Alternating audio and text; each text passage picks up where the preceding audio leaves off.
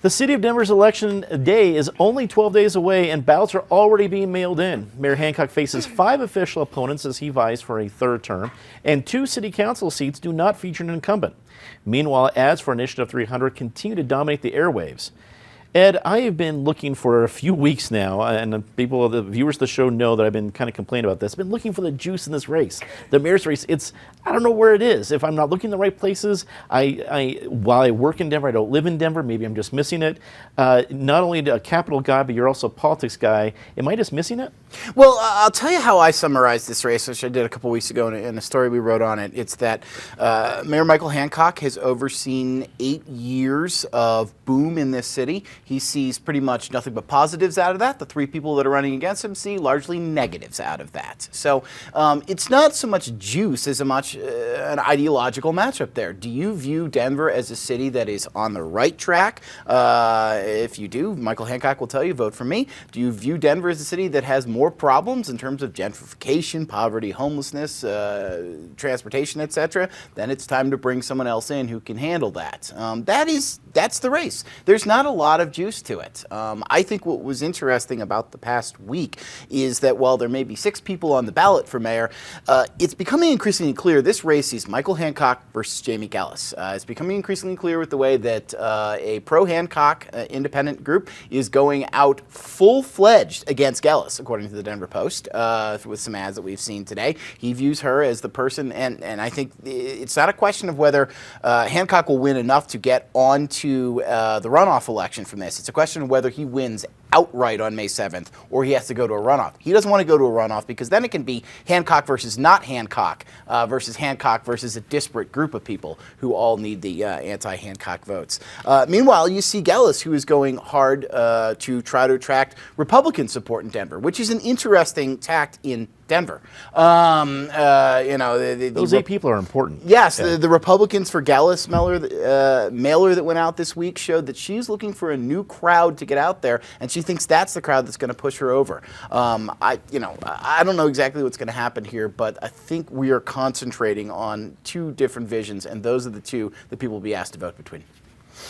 Eric, let me go towards Initiative 300 because you're seeing a lot of ads for that, and frankly, a lot more of the images about anything part of Denver you're seeing around this. Does that affect the mayor's race at all? Absolutely. I think Initiative 300, for a whole lot of voters, including some in my household, has become sort of a Rorschach test because it's one way of seeing how different, both where they come down and how they handle it. To the mayor's race, I think Ed had a very strong analysis here. I do think the race right now, Gillis has emerged, it seems to have emerged out of the challengers.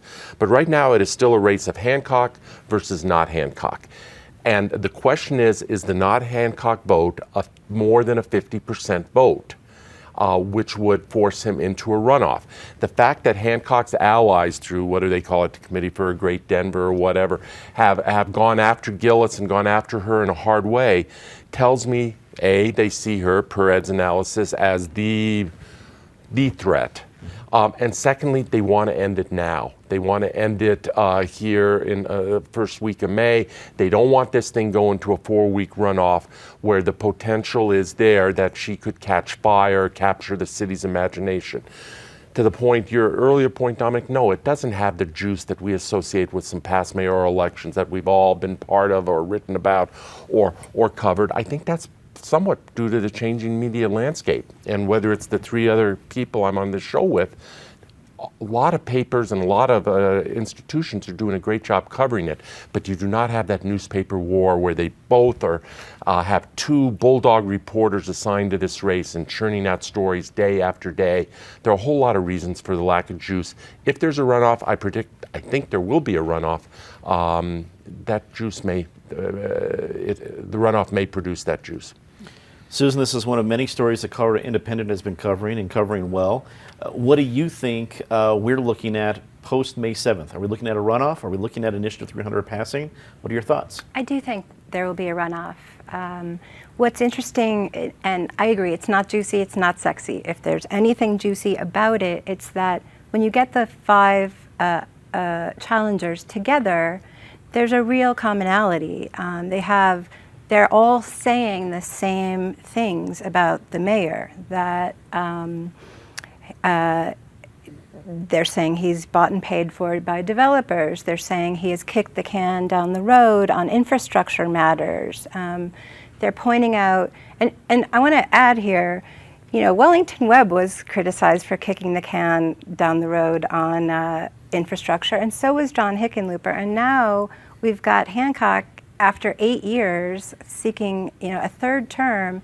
We do have a ton of potholes. We do have a problem happening at DIA where it's going to take a couple more years to fix the terminal. And most importantly, we have this big ditch. We have this I-70 expansion. And I think there's a concern, and you hear it among these challengers, is that he's not representing the people, that he's representing corporate interests, he's representing engineering companies, construction companies, developers, and that we, especially as we go into something like this I-70 expansion, and it's kind of started, it's starting to affect people's lives, is this mayor going to stand up for the neighborhoods or for the people affected? And I think that one issue will be an issue in the runoff, and I believe it will be with Jamie as well. Natasha, wrap it up for us. Along with Ed doing a great job of the Denver Business Journal, 5280 had a lot of great coverage of the mayor candidates. What May 7th, or I guess May 8th, is Initiative 300 passing? Are we looking at a runoff?